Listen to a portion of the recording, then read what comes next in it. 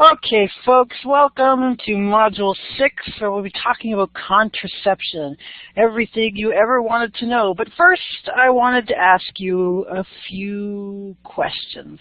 You know, a chance for personal reflection. So, I want you to think, ask yourself, do you ever have sex for reasons other than wanting babies? Did you grow up in a family with less than 14 siblings? Have you or anyone you care about ever had sex with someone without an intimate knowledge of their sexual history? Do the words sexual health hold any value for you? How about the words, oops, we're pregnant? If any of these ring true for you or might ring true for someone you care about, then this module is for you. For instance, did you know that according to most research on the topic, more than half of unplanned pregnancies occur in couples using contraceptives? That means they're taking them, but they still get pregnant anyway.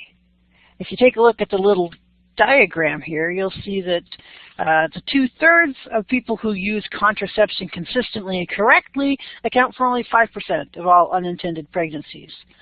Do the math. The 1/3 who use contraception inconsistently or not at all account for 95% of all unintended pregnancies. That means that it's not good enough to use contraception. You need to use it and use it well. Following this, did you know that according to most research on the topic, even though most college students are using some form of contraception, they're not using it consistently or reliably? Which part of the equation do you think that puts them into? The blue or, you guessed it, the orange?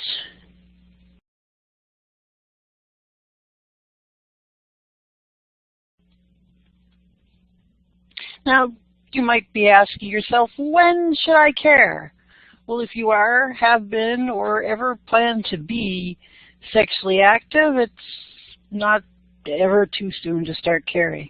And even if you decide that you're not going to be sexually active, you might want to know these things just in case you have friends or people that you love who are also sexually active. Why should you care? Well, there's the reasons to protect yourself when having sex. One we've already talked about, unwanted pregnancy. Another big reason is, and most of these are unwanted, sexually transmitted infections. Can you think of other reasons? Well, these are the two big ones for sure. So the next big question is, well, where do I go to find reliable contraception? You'll learn a lot, hopefully, in this module and reading this chapter. Other places are the health center on campus, if you're on campus, the health clinic, the doctor's office. Even if you're not on campus, you probably have a local drugstore or pharmacy. Planned Parenthood is a great place to go. We'll learn about the person who founded that in this module. And, you know, if all things fail, you could always try your parents' sock drawer. Although I should say that if you do try your parents' sock drawer, you want to check for the expiration date on the condom. Because if it's been there for like 20 years, it's probably not going to be at optimum capacity. But the point is really that access to contraception is everybody's right, right? Well, thankfully, in today's day and time, and especially where we live in the world right now, for most of us, access to reliable contraception is a right.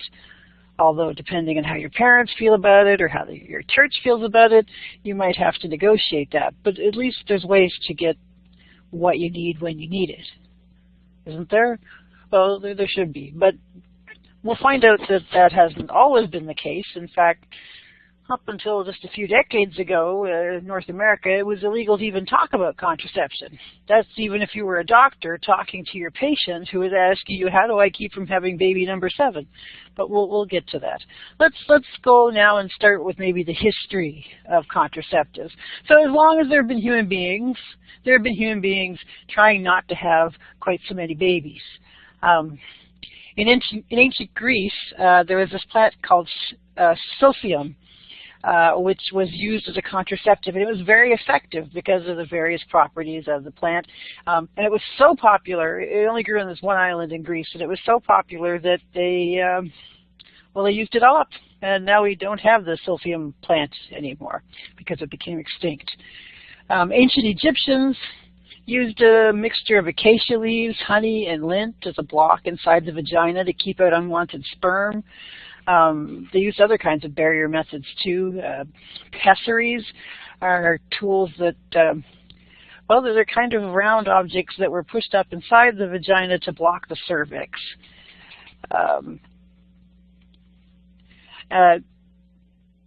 In fact, if you were to go online, you could actually find out that contraception has a long and inventive history. And if you look at these objects on the picture here, these are actual either pieces that were found themselves or replications of pieces that were used a long time ago. And one of the historians describes the various types of, these are things that you would insert in your uterus or your vagina to prevent contraception, which included hundreds of metal and plastic swirls, squiggles, loops, and bows that form various intrauterine devices. So right up in there. Also at that point in time, infanticide was widely used. And in fact, in some places where birth control isn't easy to access, is still used today. And although it wasn't until the early 1900s the condom, as we know it now, was widely used, the Italian adventurer Casanova writes of using a lambskin condom in the 1700s, probably because at this time Gabriele Falloppio. If you're thinking Falloppio sounds really familiar, he's also credited with discovering the fallopian tubes. He discovered the fallopian tubes, and he's credited with inventing reusable linen condoms in the 16th century. Religious and political agendas after the 16th century started to, because of widespread plagues in Europe and the need to repopulate many of the world's countries at that time, there came a really strong emphasis on against contraceptive use. It was seen as circumventing the hand of God, that God had given us the ability to populate the planet, and that was not only our God-given right, but our God-given duty.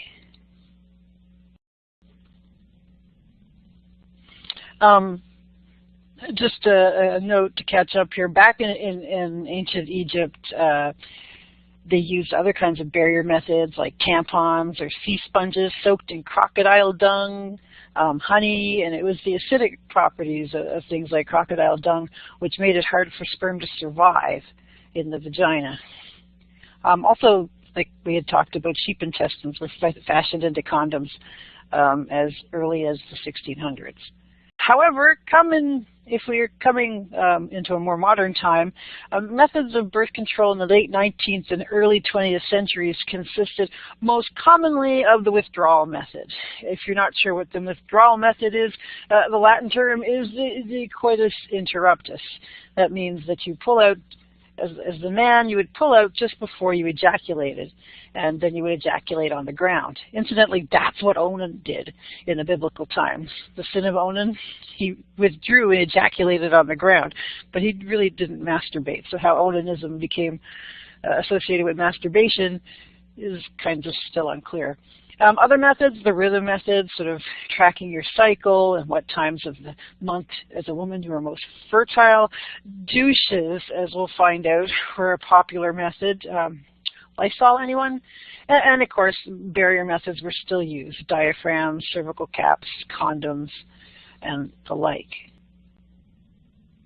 Now, as I alluded to before, in the first part of the 20th century, the 1900s, right through to about the 1930s, contraception was seen as a moral affair, or rather it was seen to be anti-moral because it was thought to be going against the laws of nature and the laws of God.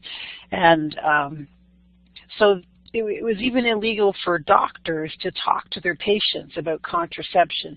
So it was around this time that doctors and concerned folks sort of developed a euphemism or a catchphrase or a pseudonym for contraception, and feminine hygiene becomes the catchword, the way of talking about contraception without actually talking about contraception.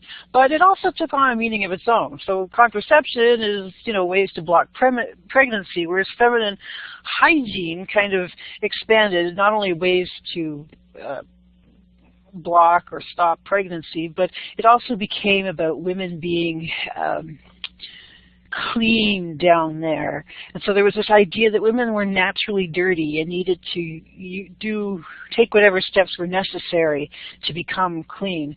So in the 1920s, for instance, it wouldn't be unusual to see a commercial in a magazine, or sorry, an ad in a magazine like this one. A husband simply can't tell this to a sensitive young wife. And she's like, "Why are you so cold to me lately, Ed?" He's like, "If only I could tell her the truth." And the truth is that she's not hygienic, or that she's dirty, or that she's not practicing feminine hygiene. And of course, like any problem that was advertised in magazines at the time, you could buy the right product to cure yourself of these problems. And what was the most commonly advertised and recommended product of the time? I hope that this kind of shocks you. So this is an actual ad from the 1920s, and I'll read you the copy for, of course, the douching brand Lysol disinfectant. Imagine spraying that in your vagina or in your vulva. Anyway, here's the copy. "Day after heartbreaking day, I was held in an unyielding web, a web spun by my husband's indifference. Was the fault mine? Well, thinking you know about feminine hygiene, yet trusting to now and then care, can make all the difference in married happiness. As my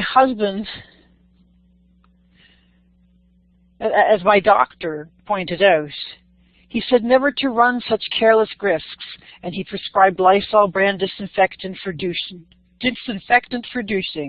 always." So she broke through. "Oh, the joy of finding Tom's love and close companionship once more. Believe me, I followed to the letter my doctor's advice on feminine hygiene. Always use Lysol for douching. I wouldn't be satisfied now with salt, soda, or other homemade solutions. Not with Lysol, a proved germ killer that cleanses so gently yet so thoroughly. It's easy to use, too, and economical. The very best part is Lysol really works." Many doctors recommend Lysol for feminine hygiene for 6 reasons. I'm not sure what the other ones are, but reason number 5 is dependable uniformity. Uniform in strength, Lysol is made under continued laboratory control and is far more effective than homemade douching solutions. For feminine hygiene, use Lysol always. They sprayed their vulvas with Lysol. As you can imagine, this was a corrosive and irritating liquid, and it burned. Sure, sometimes it might stop unwanted pregnancy and unwanted healthy bacteria and unwanted lubrication naturally. It burned. It was a nasty thing. But women used it as a douche in order to prevent conception and in order to remain clean and fresh for their husbands.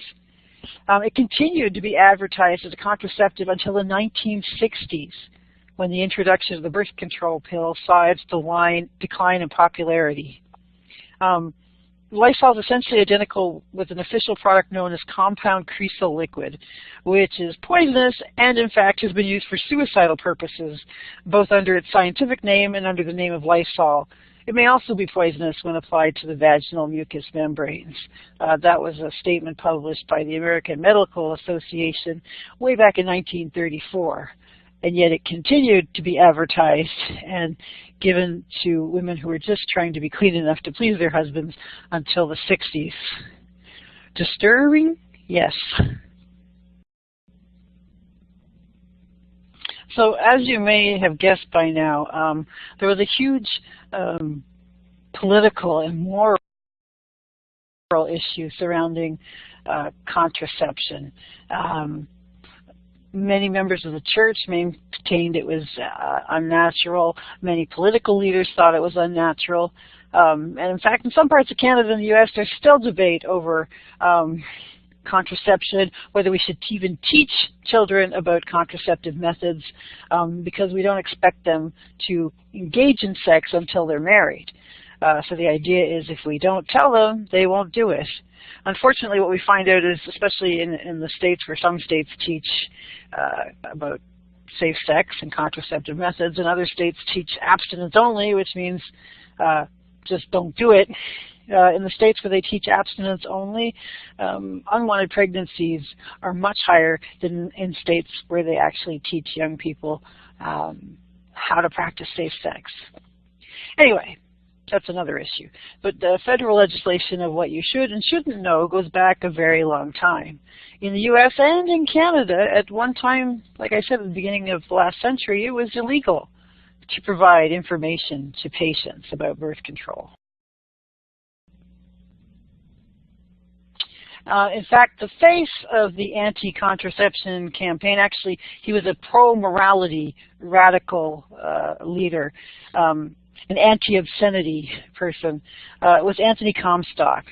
And he campaigned against the use of contraception. He also campaigned against the dissemination of information about contraception, and not only that, any information about sexually transmitted diseases or infections he thought was immoral because people shouldn't be sleeping around, and if they did, then they deserved what they got.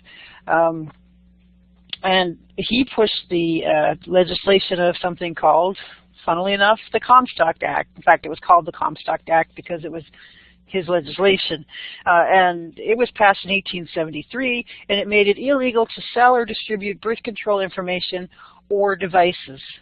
And it also made it illegal for medical professionals to even discuss these things with their patients. In fact, Comstock himself would send people in to ask questions about doctors and sort of set up sting operations where they would ask about contraception and the doctors would tell them, and then Comstock would have them arrested.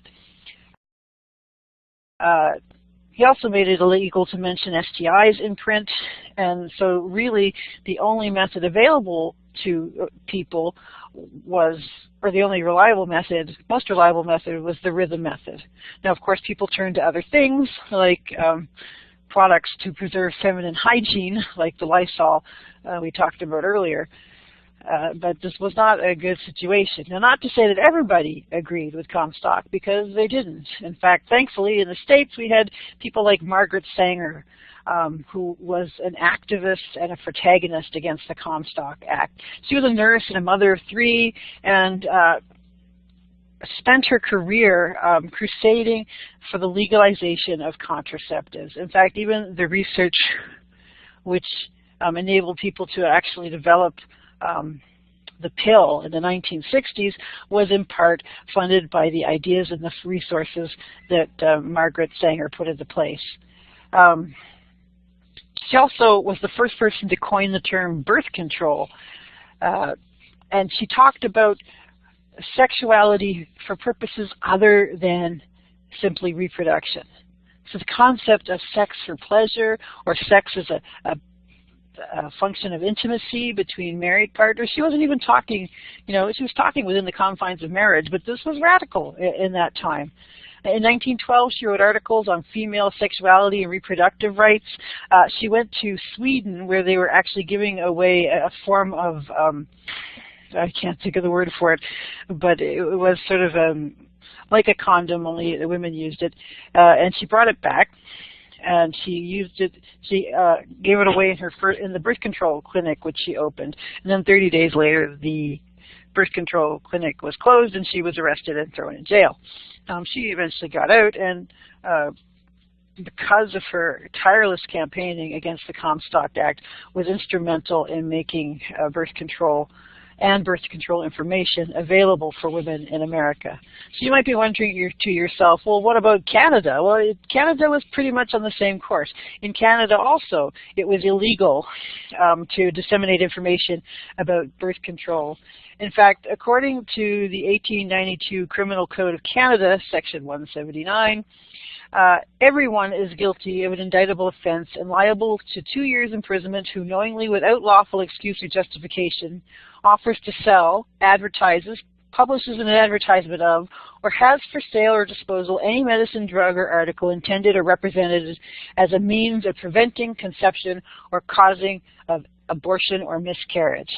So, again, to even talk about it, you could serve up to 2 years in jail. Now, by the 1900s, and especially towards the 1920s, 1930s, this wasn't that widely enforced, but they still used the code, feminine hygiene, in order to talk about contraception. In 1923, you saw the first formal contraceptive advocacy organization in Vancouver. And in the 1930s, the Parents Information Bureau in Southern Ontario distributed contraceptives to low-income families. And just like we had kind of the hero of Margaret Sanger in the States, ours was Dorothea Palmer, who was arrested and won a landmark case stating that she had been working for the public good, disseminating this information, and therefore it wasn't immoral or obscene, but actually a good thing that she was doing. So slowly over time, attitudes towards contraception changed. But it probably wasn't until the 1960s with the baby boom. You know, the baby boomers they're talking about now, well, they were born in the 1960s. And because there were so many of them, people started being concerned about population, overpopulation, and this made birth control more acceptable. So it was in 1963, International Planned Parenthood Federation has started. In 1968, the United Nations recognized the family planning as a human right, and it was in 1969 where Pierre Trudeau, that's the father of Prime Minister Trudeau, who we have now, the first Prime Minister Trudeau said that he removed birth control, and I'll mention it from the Canadian Criminal Code, saying famously that the government has no place in the bedrooms of the nation. Now, if there was one single event in the last century that changed the lives of men and women and how people chose to have families and how big those families were, and that changed how we think about sexual relations, it's easily the invention of a reliable, accessible pill. And the pill was introduced in Canada in 1961 and the United States in 1959. Now, at that time in both countries, it was still technically illegal to talk about the pill or sell the pill or advertise any kind of contraceptive. So it was introduced under still under the guise of feminine hygiene, a feminine hygiene product. But it was also thought it could control menstrual irregularity, menstrual cycle control. And it wasn't until 1969, when the use of the pill was decriminalized, that the true benefits of the pill were revealed, and that is that it could be used to safely and reliably keep women from becoming pregnant. And at first, there was lots of debate. I've given you two HRLs down here, HTTP, whatever these things are. I've given you two web internet addresses. One of them is about when Vancouverites first comment on the pill in the I think it's 1969.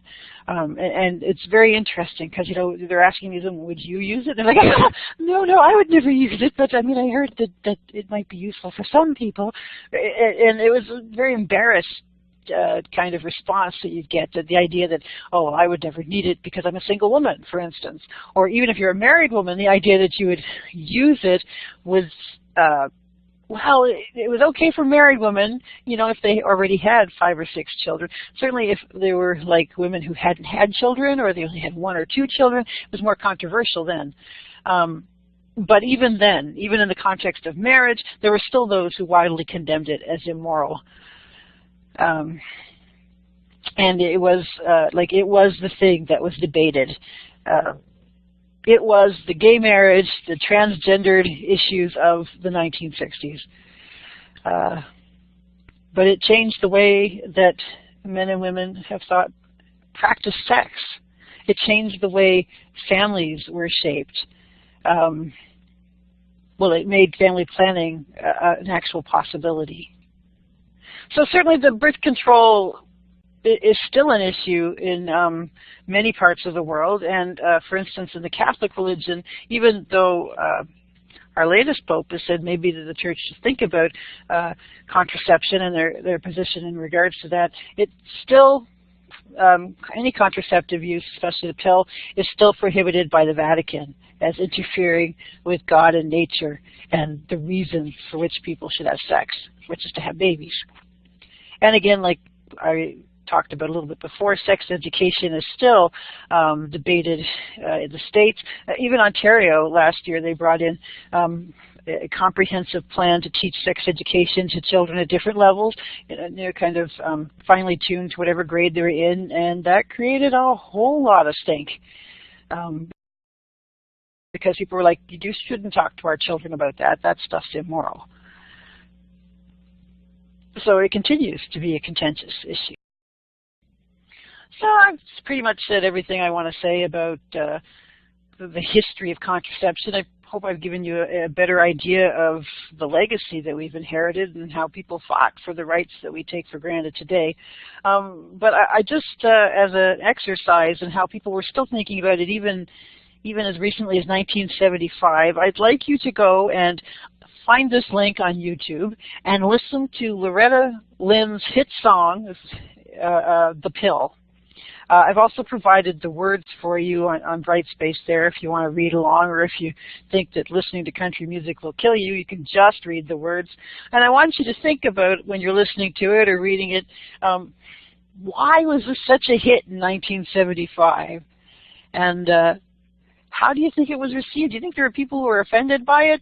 I can tell you there certainly were. So seriously, I might even ask a question about this on the midterm.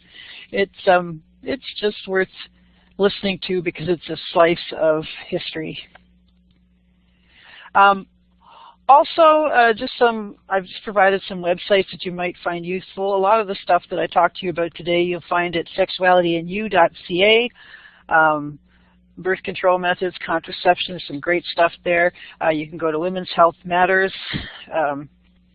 Lots of really good online stuff. So I hope you enjoy the rest of, well, this is the week too that we actually get to see some of your PowerPoint presentations, and so we're looking forward to see those too. That's it for now. Enjoy your day. Bye-bye.